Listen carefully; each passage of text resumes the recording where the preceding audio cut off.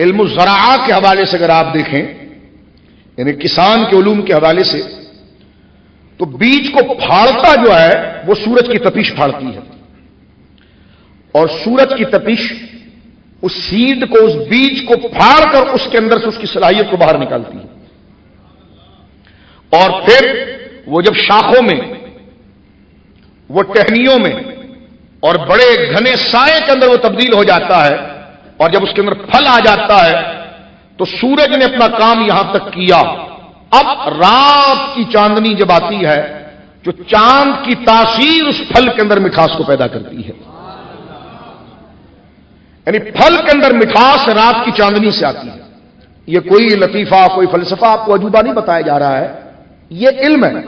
اور باقاعدہ کسان سے آپ پوچھئے، جو فارمنگ کرتے اس سے آپ پوچھئے کہ اللہ رب العالمین جل وعلا جو اس کو تناور درخت بنا رہا ہے، تو بیج کی صلاحیتیں جو شق ہو کر بیج کے اندر سے وہ مضبوط تنا نکلتا ہے، تو بیج کو تبانا کرنے والا اور مضبوط کرنے والا اور پھر اس کو شق کر کے اس کے تمام جواہر کو باہر نکالنا، یہ سورج کی شائننگ، تپش اور تمازج کا کام ہوتا ہے۔ اور جب وہ درخت نکل کر اپنے پھلوں کے ساتھ آ جاتا ہے تو پھر سورج یہاں تک اس کو پہنچا دیتا ہے، اور اگلا پروسیس سورج جو ہے وہ چاند کے حوالے کر دیتا ہے اور کہہ دیتا ہے کہ بنیاد ہم نے کام کر دی ہے، اب مٹھاس تو پیدا کر دے۔ علماء نے فرمایا شیخین ایمان کے بیج کو پھاڑ کر تناور درخت بناتے ہیں، علی کی محبت اس میں ایمان کی مٹھاس کو پیدا کرتی ہے۔ یہی سرکار امام ربانی نے لکھا ہے۔ تو میرے دوستو بزرگوں، اس لیے علی علی ایسا نہیں کیا جاتا، اس محبت کے بغیر تاثیر آ ہی نہیں سکتی۔ اصل کمال اس لیے فرمایا گیا کہ شیخین سے نبوی کمال لیے گئے،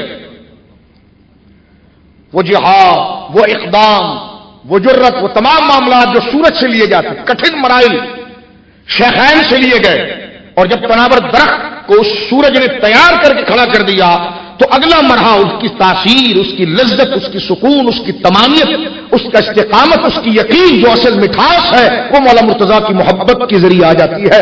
فرمایا جس طرح سورج اس بیج کو پھاڑ کر تناور درخت بناتا ہے، اس طرح چاند کی چاندنی اس میں مٹھاس پیدا کرتی ہے۔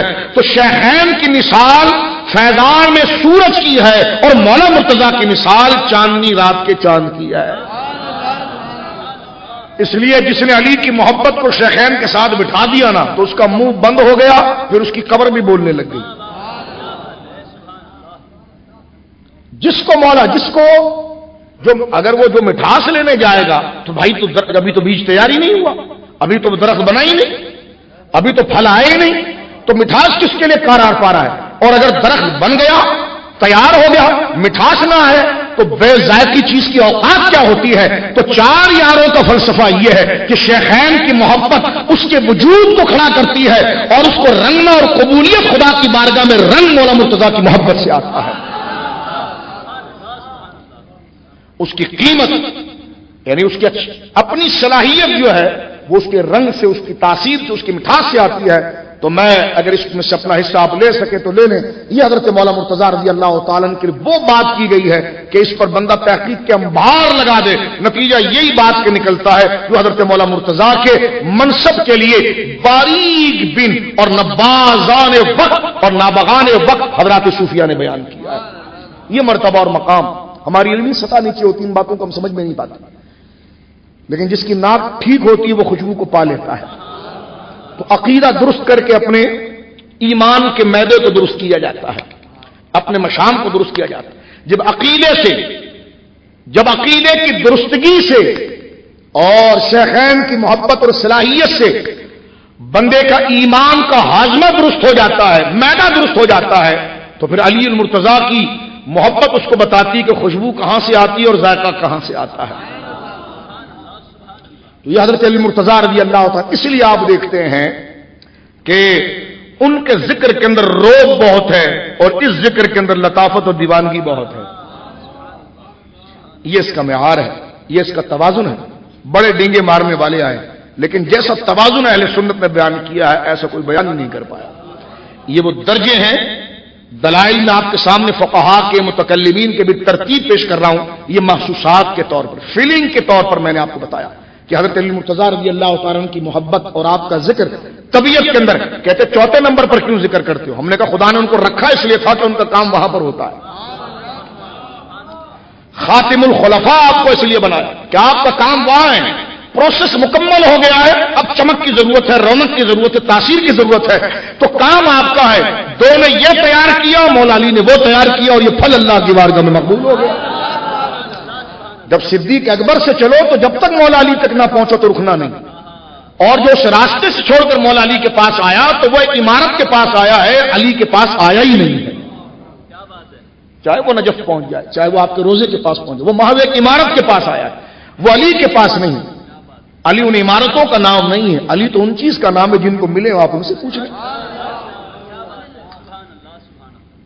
اور یہ کوئی ایسی تبررائی اور تفضیلیت کی بات نہیں ہے، ہم تو لعنت بھیجتے ہیں تفضیلیت پر، یہ کیا بات ہوگی. اب آئیے میرے دوستوں بزرگوں، سرکار مولا مرتضیٰ کے ذکر کے لیے، کیونکہ یہ جس اعلیٰ حضرت نے لکھا نا کہ آپ ہی کی ذات جو ہے کہ رفظ کو، خروج کو، نسب کو واضح کرتی ہے. یعنی یہ جملہ دیکھیے اعلیٰ حضرت فاضل بریلوی رضی اللہ تعالیٰ نے جو سلام کے اندر جملہ لکھا تو امام الکلام کلام الامام ہے. یعنی مولا مرتضیٰ کی زندگی کو کسی فریم میں اگر آپ دیکھنا چاہیں، اس کو ٹائٹل نیم دینا چاہیں، آپ کی محبت اور آپ کی عقیدت کو دیکھنا چاہیں تو فرما دیا کہ آپ نے ماحی رفظ و تفضیل و نسب و خروج، حامی دین و سنت پہ لاکھوں سلام. مولا مرتضیٰ کا عاشق نہ رفظ کی طرف جائے گا اور نہ تفضیل کی طرف جائے گا، نہ نسب کی طرف جائے گا، نہ خروج کی طرف جائے گا. اس لیے کہ آپ کی محبت غذا ہے دین و ملت کی حمایت کی.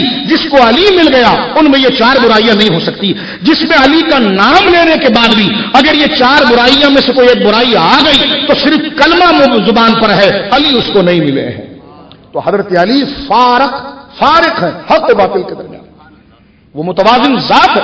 اور اہل سنت و جماعت کا معیار بھی ہے یہ جو آپ نور الانوار کے مقدمے میں ملا جیون رحمہ اللہ کے وہ عبارت کو پڑھتے ہوئے چلتے ہیں جب آپ اپنے استاد کے ساتھ اصول پڑھتے فَإِنَّهَا مُتَوَسِّطَةٌ بَيْنَ الْجَبْرِ وَالْقَدْرِ.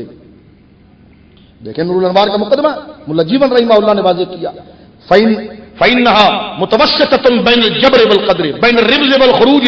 اہل سنت نظریے کے متوسط کا نام ہے کہ نہ وہ خروج کی طرف ہے اور نہ وہ نسب کی طرف ہے.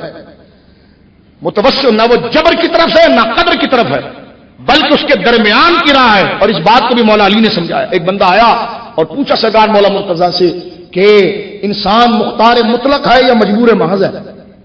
آپ نے فرمایا نہ مختار مطلق ہے نہ مجبور محض ہے. اس نے کہا پھر درمیان میں کیا ہے؟ وہ کھڑا تھا، آپ نے فرمایا اپنی ایک ٹانگ اٹھا. اس نے ایک ٹانگ اٹھایا، اب ایک ٹانگ پر اپنے آپ کو روک رہا ہے. فرمایا دوسری ٹانگ اٹھا. اس نے کہا نہیں اٹھا سکتا. فرمایا اتنا مجبور ہے اتنا مختار ہے. تو توازن بھی حضرت مولا مرتضیٰ کی سیرت اور فتووں سے جو آپ کو ملے گا. فاروق اعظم ایسے تو نہیں دیوانے تھے آپ کے. خدا مجھے وہاں نہ رکھے جہاں علی نہ ہو.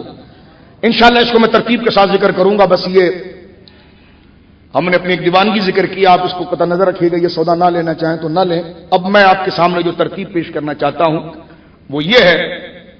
حضرت علی کو پڑھنے کے بعد بندہ کہتا ہے کہ منہ بھی بند ہو جائے آنکھ بھی بند ہو جائے.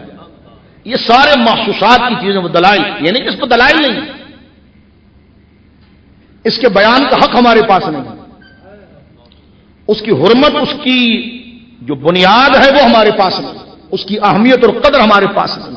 یہ اتنے اونچا ذکر ہے، یہ اتنا اونچا ذکر ہے میرے دوستو. اس کو آپ تصوف کی کتابوں کے اندر دیکھیں گے تو بات واضح ہو جائے گی. اس میں کوئی غلوب نہیں ہے. اس کو ذرا سمجھنے کی کوشش کریں. اب میں ایک خاص نہج سے آپ کی طرف آنا چاہتا ہوں تاکہ اب اس ترتیب کے ساتھ وہی ہمارا درس کا تسلسل ہے. کیونکہ جب منقبتیں پڑھ دی جاتی ہیں تو پھر موضوع پھر اپنے مزاج کا ہونا چاہیے. لیکن یہاں پر وہ بچے بھی ہمارے موجود ہیں کہ جو تاریخ کو بھی سننا چاہ رہے ہوتے ہیں، جو حوالہ بھی سننا چاہ رہے ہوتے ہیں، جو ترتیب بھی سننا چاہ رہے ہوتے ہیں. تو میں اپنے آپ کو اس طرف راغب کرنا چاہوں گا اور جو میرے لیے اس وقت بڑا مشکل ہے اور لانا چاہوں گا کہ میں آپ کے سامنے اس ترتیب کو بیان کروں. سرکار مولا مرتضیٰ رضی اللہ تعالی عنہ کے بارے میں میرے دوستو بزرگوں آپ کا تاریخی خاکہ اگر ہم دیکھنے کی سعادت حاصل کریں تو میں آہستہ آہستہ آگے چلتا ہوں تاکہ بچے اس سے استفادہ بھی کر سکیں. آپ کی کنیت ابو الحسن ہے اور آپ کی کنیت ابو تراب ہے، اسد اللہ